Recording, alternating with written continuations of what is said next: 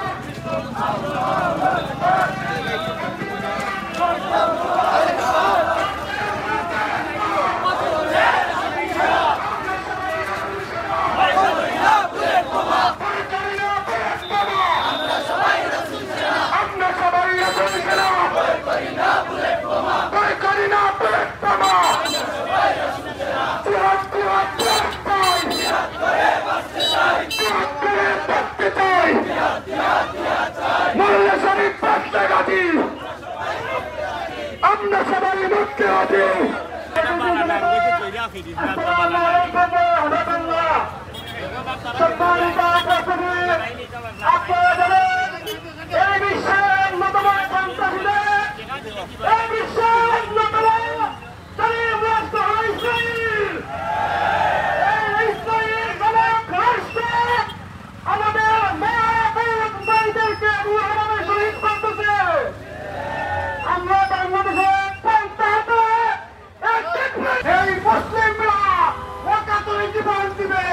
কিন্তু মাথা নত ধরবে না।